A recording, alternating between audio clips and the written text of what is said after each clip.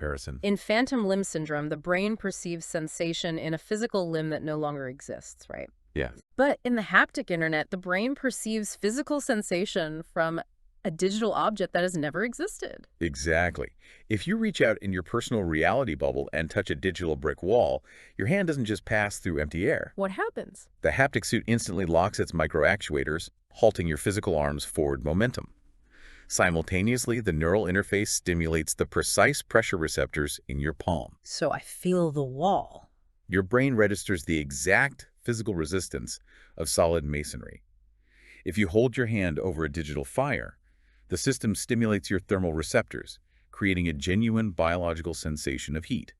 The text highlights a specific, fascinating application of this too, the physical-digital transition in the context of fitness. Yes, the digital gym example. Let's say I want to work out, but I don't own any physical weights. I log into my bubble, and I am standing in a beautiful digital gym. I walk over and pick up a digital 50-pound dumbbell. Right. Visually, I see the weight, but mechanically, how does my physical body experience the strain of lifting empty space? The system utilizes heavily modulated electrical muscle stimulation, or EMS, EMS. and it's driven entirely by the physics engine of the simulation. As you visually lift the digital weight, the haptic suit fires electrical impulses directly into your bicep and shoulder muscles. So it's forcing the muscle fibers to physically contract against the simulated gravity. Precisely. Here's where it gets really interesting. The digital weight is fake, but the biological muscle contraction is completely real. Very real. My muscles are physically fighting against an electrically induced contraction. That means I could spend an hour lifting nothing but pixels and wake up the next morning with genuine lactic acid buildup. Torn muscle fibers, real-world physical fatigue. That is just wild. The boundary between physical effort and digital effort is utterly eradicated. You are building tangible biological muscle by interacting with mathematical abstractions. Which is incredibly cool, but this level of perfect real-time somatic immersion reveals the massive underlying cost of the entire system. It does. It's not free. To perfectly simulate that physical resistance, to know exactly when and how intensely to apply that EMS stimulation without literally injuring you, the system requires an unprecedented amount of biological telemetry. Constant, intimate data streams. Which brings us to the new economic foundation of the 2026 to 2036 window. Yes. Because if the metaverse requires my continuous, intimate biological data just to function, if it needs to monitor my heart rate to render the room and monitor my neuromuscular firing to simulate a dumbbell, then human biology is the ultimate bottleneck. And whoever controls that biological data controls the reality. Boom. Exactly. The source is unequivocal on this point. Data transitions into the absolute purest form of currency in this era. But we must distinguish this from the data economy of the 2020s. Right, because we already live in a data economy. We do, but we aren't talking about tracking what links you click, what products you purchase, or your demographic profile. That's archaic. The new economy is built on deep data mining of involuntary biological responses. Yes. The text specifically lists metrics like continuous eye tracking algorithms, microscopic fluctuations in sweat gland activity, and sub-millisecond reaction times to environmental stimuli. My sweat is being tracked. Your sweat, your pulse, your pupil dilation. These metrics are aggregated into what the industry defines as intent data. Intent data. And the valuation of intent data is astronomical because it is predictive, not just reflective. Let's explore why a micro-hesitation or a slight increase in sweat is worth so much to these corporations. Right. If I am walking down a digital street and my pupil dilates for a fraction of a second when I glance at a digital advertisement for a vacation, Right. I might not even consciously realize I want a vacation. I might be thinking about what to make for dinner. But your autonomic nervous system betrayed your subconscious desire. Exactly. A system that can capture a micro-hesitation has bypassed the conscious mind entirely. Human beings are fundamentally unreliable narrators of their own desires. Oh, absolutely. We lie to ourselves all the time. We lie, we rationalize, we filter our impulses, but autonomic intent data cannot be faked. Right. You can't control your pupils. If an algorithm knows what you desire seconds or even minutes before your conscious brain formulates the thought, that algorithm holds absolute predictive power over your consumer behavior. It is the holy grail of market research. And because this specific type of data is the fuel that powers the real-time generation of the metaverse, we see the emergence of a terrifying new social hierarchy. The algorithmic class division. The document refers to it as exactly that, algorithmic class division. Yes. In an economy where processing power and AI quality dictate your success. Because remember, your digital twin needs immense computational resources to trade stocks or negotiate jobs effectively. Right. How do you afford those resources?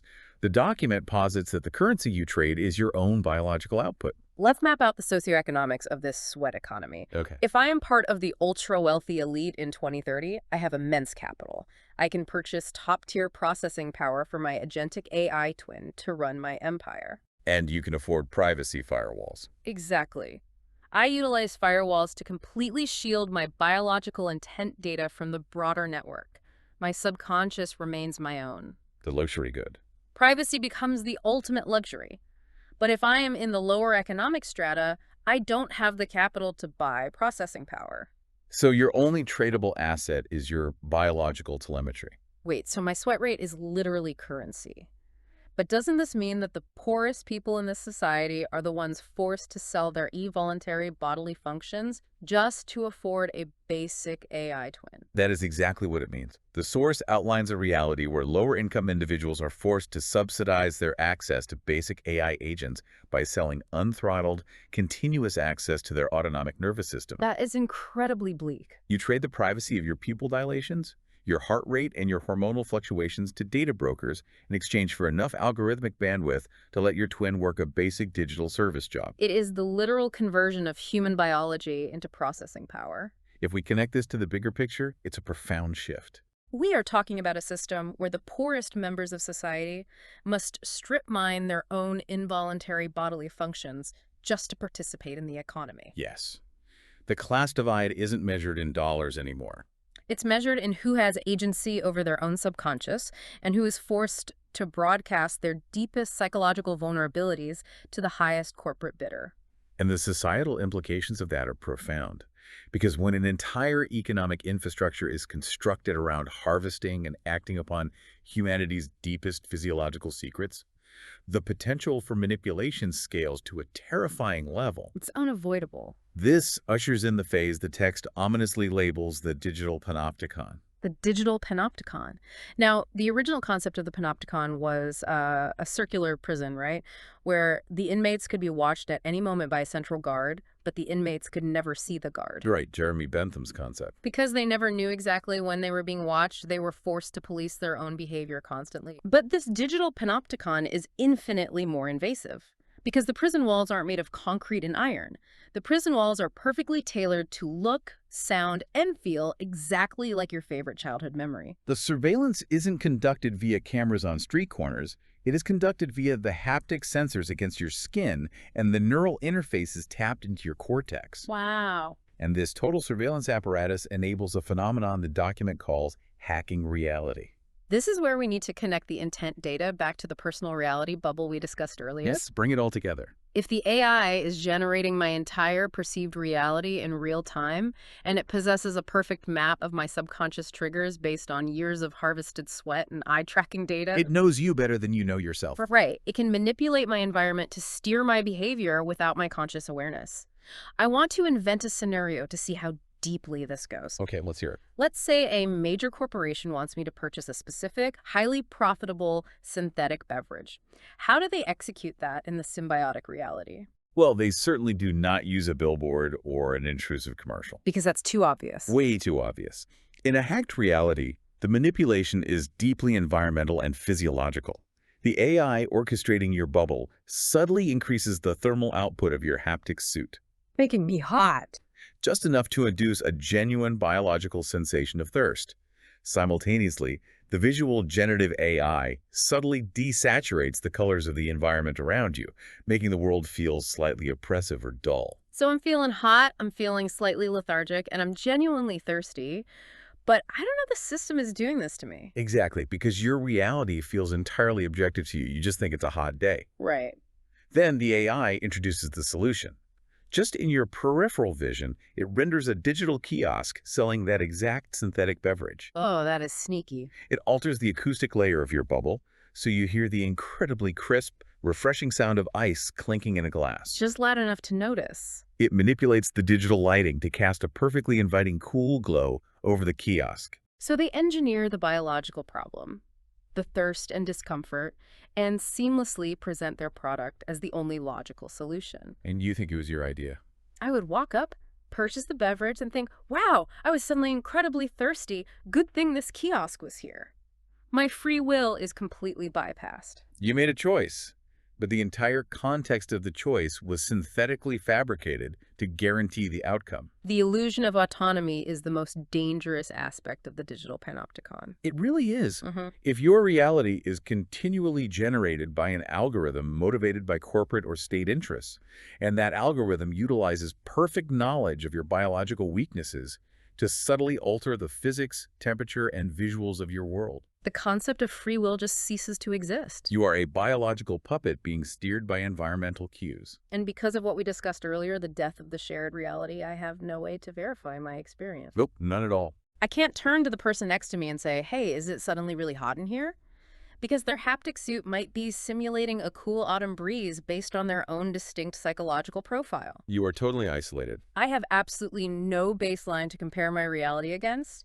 I am totally irreversibly isolated in my manipulated bubble. The source document takes us one step further, exploring the final, inevitable consequence of this architecture. Which is, Profound addiction and a fundamental, voluntary loss of human identity. wow. The text posits that because the simulation is infinitely adaptable, it will rapidly become subjectively vastly superior to the physical world. I want to look at this impartially because it's a terrifying thought, but it logically tracks. It does. If the metaverse is objectively more fair, more beautiful, and perfectly tailored to make you happy, is it really a risk to want to stay there?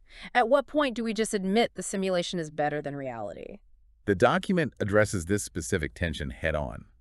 The existential threat to humanity isn't that the metaverse will be glitchy or dystopian or unappealing. Like a broken video game. Right. The absolute terror is that the metaverse will be too good. Too good. It will be so exquisitely optimized for human psychological and physiological comfort that it permanently severs our connection to our evolutionary roots.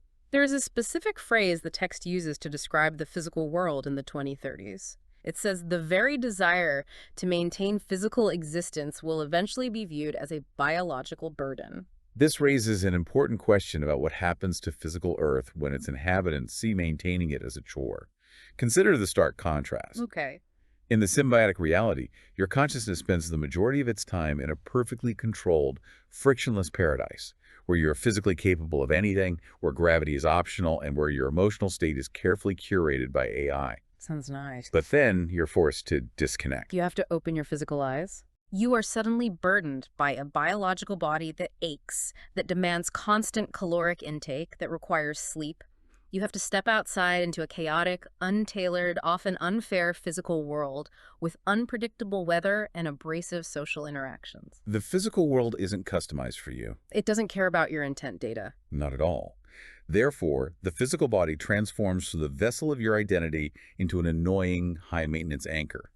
A heavy, degrading machine that drags your consciousness away from the perfection of the digital realm. So humanity will increasingly view the maintenance of the physical earth and even the maintenance of physical biological relationships as tedious chores. That is the trajectory the document predicts. It's an incredible sweeping arc when you pull back and look at the entirety of this 10-year progression from 2026 to 2036. It really is. We start by looking at the metaverse as just a spatial internet, a place you visit to play games or hold meetings. Right, the old model. Then, generative AI turns it into an individualized, real-time reality bubble. Then, agentic AI builds an autonomous twin to live there on your behalf, syncing its memories directly into your brain. The cognitive synchronization. Then, the Internet of Bodies plugs your nervous system directly into the simulation, giving it physical weight. And finally, the biological data economy and total surveillance make the environment so perfectly manipulative and intoxicating that you voluntarily choose never to leave. The source concludes with a powerful, definitive synthesis of all these points.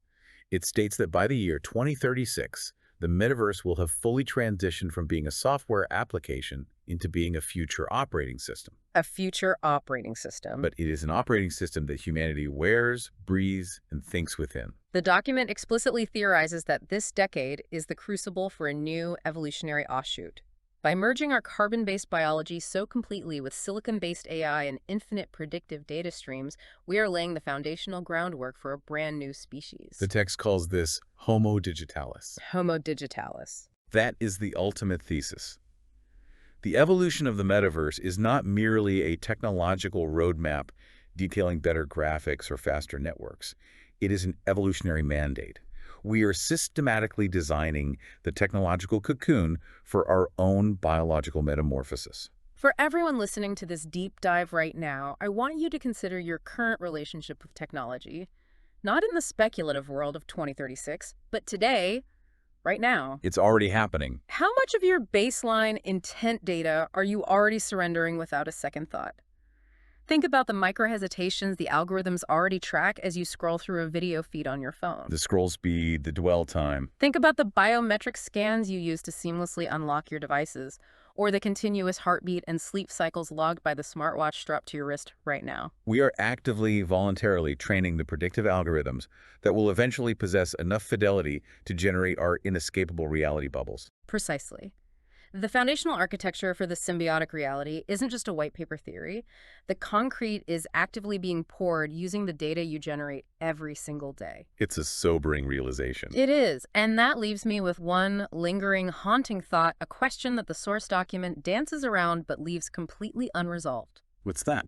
If, a decade from now, your autonomous agentic twin is out there in the digital ether, living a perfectly optimized, incredibly wealthy, and highly social life. While you sleep. Right, while your physical, biological body is simply resting in a chair, passively receiving the neural updates and feeling the phantom haptic sensations of a life you aren't actually living.